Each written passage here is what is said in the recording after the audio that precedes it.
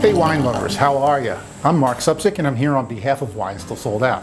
So, what do you know about Chardonnay, other than that you like to drink it? Okay, so I'm guessing that you like Chardonnay, but it is an educated guess. After all, Chardonnay is the world's most popular white wine. But what is it about this wine that makes it so popular, so accessible, and so ubiquitous? For this weekly tasting, we're going to look at the classic expression from its roots in France, and then see what happens when it travels halfway around the world. Most people know that Chardonnay is from France, but because of their complicated wine labeling system over there, fewer people understand that it's actually from Burgundy.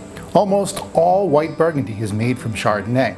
The Chardonnay grape was born in the Macon region of Burgundy. It's actually related to Pinot Noir, and the grape is named after a small village. And thanks to well-kept church documents, we know that monks were making wine in Burgundy as far back as 2,000 years ago. Over the ensuing centuries, traders and migrants took the grape with them in their travels around Europe. Then, during the mid-1800s, with the advent of steamship travel, the grape made its way down to South America. One of the main reasons for Chardonnay's widespread success is that it seems to grow almost anywhere you take it. Cool climate, warm climate, mountains, plains, coastal regions, it seems to grow wherever it goes. Chardonnay eventually found its way to California. By the 1970s, California Chardonnay was so undeniably good that it actually beat French Burgundy in a blind tasting competition. To this day, most Chardonnay around the world is made in these two major styles, Old World Burgundy and New World California. So let's talk about the French style and the California or American style. Burgundy, France is a warm inland region on the eastern side of the country. It does get hot there, but relatively speaking, not as hot as in California. And when you grow grapes in a cooler climate, the acids are usually higher. And I think that's one of the first things we're going to notice about these Burgundy wines. Secondly, winemakers in Burgundy don't use as much barrel aging, so we're not going to see as much oak on these wines. In California, the original Chardonnay style took a more American approach. It was bold and rich and buttery. It relied on lots of oak aging and a winemaking process known as malolactic fermentation. California winemakers are now pulling back on that big and bold approach, and they're making their wines a little bit lighter and leaner, more like the French. They say that knowledge is power. I say that knowledge is delicious. It's time to take all that knowledge that we have now and put it to use, tasting these wines. I've created a tasting mat here that may help you taste along as we go through this. So if you want to download that, the link is below the video. I thought it would be most appropriate if we started out with the original Chardonnay from Burgundy. This here is from Domaine Sangouard-Guyot, and it's from the subregion called Pouilly-Fuissé, which is right in the heart of Burgundy. This winery has been making wine in Burgundy for over 200 years now, and it's named after the two families that co-own it. This Pouilly-Fuissé was fermented in neutral tanks, probably concrete or stainless steel, which means you're not going to see a lot of additional oak or wood flavors in this wine. See how crystal bright and clear that is? That usually comes from a cooler fermentation. And also, it's not so intense, and that tells me that there's probably little to no oak aging here.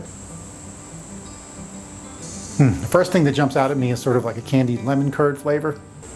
Give it a swirl, get those aromas all worked up.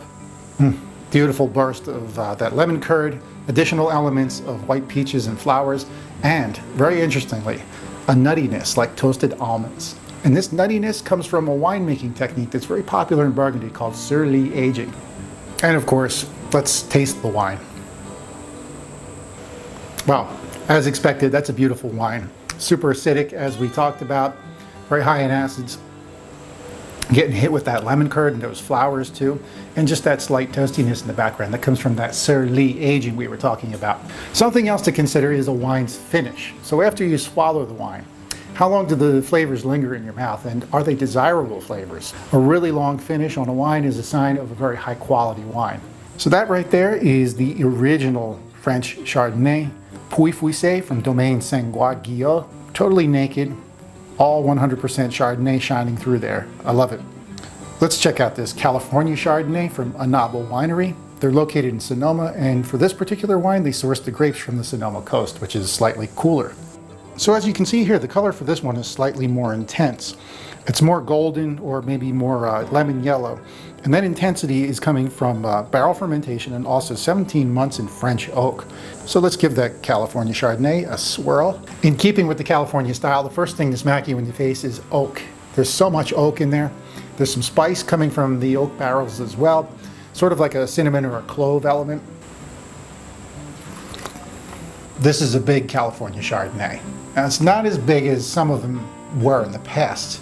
They've dialed it back a little bit, but there's still that California attitude in there. First of all, it's more full-bodied, and there's some heat in there because it's a higher alcohol wine. There's some acid in there, which is good because it needs to balance everything out, keeps it nice and crisp, but at the same time, it's really bottom-ended. It's like very full and lush. Tons of candied Asian pear, and then not like your standard tart lemon, but like a sweet Meyer lemon. And of course, just the overarching, lingering presence of oak. This is a beautiful California Chardonnay here from Anaba, and I would say it's a classic California Chardonnay that's been dialed back a couple notches. It's got the high acids in it that are keeping it a little bit more fresh, like French Chardonnay, but at the same time, there's still that full body and the ripe fruit in there. That's classic California attitude. And now that we have a better understanding of Chardonnay, we should probably talk about some good food pairings, because you're going to get some recipes along with this tasting pack.